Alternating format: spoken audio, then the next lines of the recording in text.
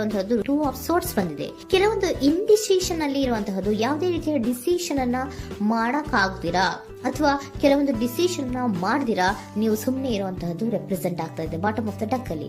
ನಿಮ್ಮ love life ನ ವಿಚಾರದಲ್ಲಿ ರೀಸೆಂಟ್ ಪಾಸ್ಟ್ ನಲ್ಲಿ ಕೆಲವೊಂದು ರೀತಿಯ ಎಂಡಿಂಗ್ ಗಳಾಗಿರುವಂತಹದ್ದು, ಲವ್ ಲೈಫ್ ನ ವಿಚಾರದಲ್ಲಿ ಕೆಲವೊಂದು ರೀತಿಯ ಡಿಸ್ಟರ್ಬೆನ್ಸ್ ಗಳಾಗಿರುವಂತಹದ್ದು, ಅವ್ಯವಸ್ಥೆಗಳಾಗಿರುವಂತಹದ್ದು, ಸಮಾಧಾನ ಇಲ್ಲದೆ ಇರುವಂತಹದ್ದು ರೆಪ್ರೆಸೆಂಟ್ ಆಗ್ತಾ ಇದೆ.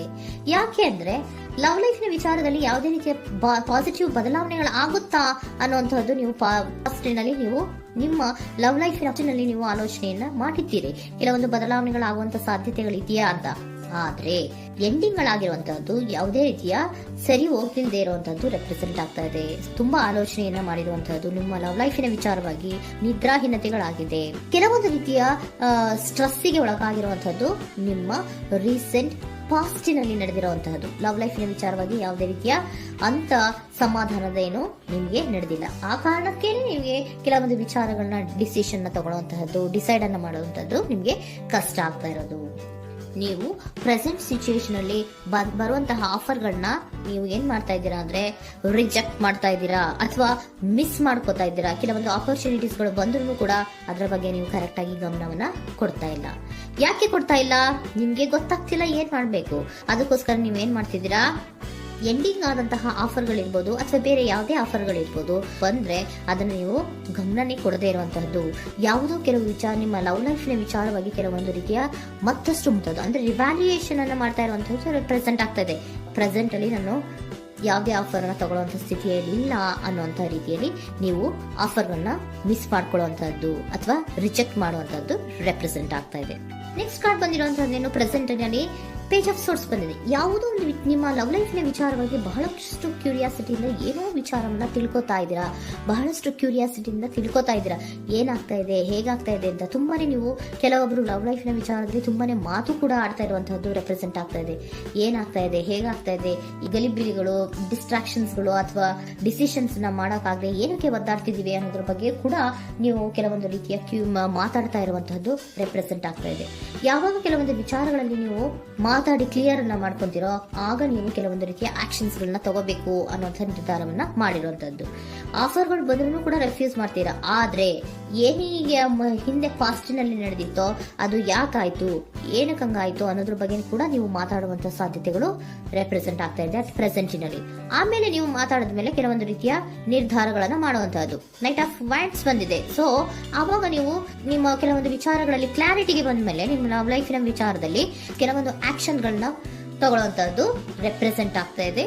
ಹಾಗೆ ಏನ್ ಆಕ್ಷನ್ಸ್ ಗಳನ್ನ ತಗೋತೀರಾ, ಈಗ ಕೆಲವೊಂದು ರೀತಿಯ ಆಫರ್ಗಳನ್ನ ನೀವು ಬಂದಂತಹ ಆಫರ್ಗಳನ್ನ ನೀವು ಏನ್ ಮಾಡಿದೀರಾ, ರೆಫ್ಯೂಸ್ ಅನ್ನ ಅಟ್ ಪ್ರೆಸೆಂಟ್ ಅಲ್ಲಿ ಮಾಡಿದ್ದೀರಾ. ಈಗಲೂ ಕೂಡ ನೀವು ಬಂದಂತಹ ಆಫರ್ ಅನ್ನ ನೀವೇನ್ ಮಾಡ್ತೀರಾ, ರೆಫ್ಯೂಸ್ ಅನ್ನ ಮಾಡ್ತೀರಾ ಅಥವಾ ರಿಜೆಕ್ಟ್ ಅನ್ನ ಮಾಡ್ತೀರಾ. ಯಾಕೆ?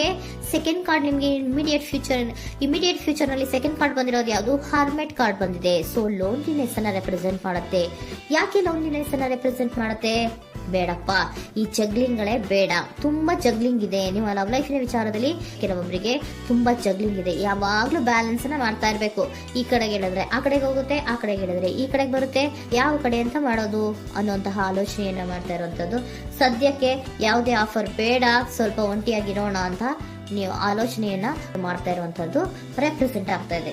ಮತ್ತೆ ಕೆಲವೊಬ್ಬರಿಗೆ ಕೆಲವೊಂದು ರೀತಿಯ ಕ್ಯೂರಿಯಾಸಿಟಿಯಿಂದ ಏನಾಗ್ತಾ ಇದೆ ಅಂತ ವಿಷಯಗಳನ್ನ ತಿಳ್ಕೊಂಡ್ಮೇಲೆ ಕೆಲವೊಂದು ಆಕ್ಷನ್ಸ್ ಗಳನ್ನ ತಗೊಳ್ಳುವಂತದ್ದು ಕೂಡ ರೆಪ್ರೆಸೆಂಟ್ ಆಗ್ತಾ ಇದೆ. ಯಾವುದೇ ರೀತಿಯ ಭಯ ಇಲ್ಲದೆ ವಿಷಯಗಳನ್ನ ತಿಳ್ಕೊಂಡು ನೀವು ಆಫರ್ಗಳನ್ನ ಅಟ್ ಪ್ರೆಸೆಂಟ್ ಅಲ್ಲಿ ರೆಫ್ಯೂಸ್ ಮಾಡೋ ಸಾಧ್ಯತೆಗಳು ಕೂಡ ಕೆಲವೊಬ್ಬರಿಗೆ ರೆಪ್ರೆಸೆಂಟ್ ಆಗ್ತದೆ. ಯಾಕೆ ಆಫರ್ಗಳನ್ನ ರೆಫ್ಯೂಸ್ ಮಾಡ್ತೀರಾ? ನಿಮ್ಮ ಲವ್ ಲೈಫ್ ನ ವಿಚಾರದಲ್ಲಿ ಬರೀ ಜಗ್ಲಿಂಗ್, ತುಂಬಾ ಬ್ಯಾಲೆನ್ಸ್ ಅನ್ನ ಮಾಡ್ಬೇಕು. ಯಾವ ಕಡೆ ಮಾಡ್ಬೇಕು, ಹೇಗ್ ಮಾಡ್ಬೇಕು ಗೊತ್ತಾಗದೇ ಇಲ್ಲ. ನೀವೇನ್ ಮಾಡ್ತೀರಾ, ಸ್ವಲ್ಪ ದಿನದ ಮಟ್ಟಿಗೆ ನಾನು ಲೋನ್ಲಿ ಆಗಿರ್ಬೇಕು ಅನ್ನೋದನ್ನ ಇಲ್ಲಿ ನಿಮ್ಗೆ ಲವ್ ಲೈಫ್ ನ ವಿಚಾರವಾಗಿ ರೆಪ್ರೆಸೆಂಟ್ ಆಗ್ತಾ ಇದೆ.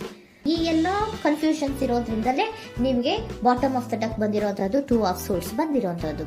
ಸೊ ಇಂಡಿಸಿಷನ್ ಆಗ್ತಾ ಇರೋಂತ ಏನ್ ಮಾಡ್ಬೇಕು ಗೊತ್ತಾಗಲ್ಲ.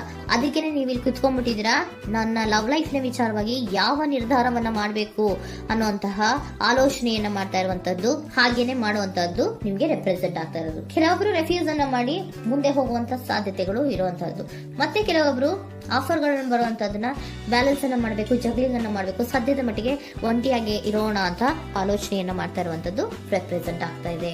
ನಿಮ್ಗೆ ಏಂಜಲ್ ಗೈಡೆನ್ಸ್ ಏನ್ ಕೊಡ್ತಾ ಇದ್ದಾರೆ, ಡೋಂಟ್ ಸ್ಟಾಪ್. ಇಲ್ಲಿ ಡೋಂಟ್ ಸ್ಟಾಪ್ ನ ಅರ್ಥ ಏನಪ್ಪಾ ಅಂದ್ರೆ, ಯಾವ ಕೆಲವು ವಿಚಾರಗಳ ಬಗ್ಗೆ ಕ್ಲಾರಿಟಿ ಬೇಕು ನಿಮ್ಗೆ, ಯಾವ ವಿಚಾರಗಳಲ್ಲಿ ನಿಮ್ಗೆ ಕನ್ಫ್ಯೂಷನ್ಸ್ ಅಲ್ಲಿ ಒದ್ದಾಡ್ತಾ ಇದ್ದೀರಾ, ಏನ್ ಕ್ಲಾರಿಟಿ ಬೇಕೋ ಅದನ್ನ ಧೈರ್ಯವಾಗಿ ಮುಂದೆ ಬಂದು ಅದನ್ನ ಕ್ಲಾರಿಟಿಯನ್ನ ತಗೊಂಡು ಮುಂದೆ ಹೋಗು, ಅಲ್ಲೇ ನಿಂತ್ಕೋಬೇಡ ಅನ್ನುವಂಥದ್ದನ್ನ ನಿಮ್ಗೆ ಹೇಳ್ತಾ ಇದ್ದಾರೆ.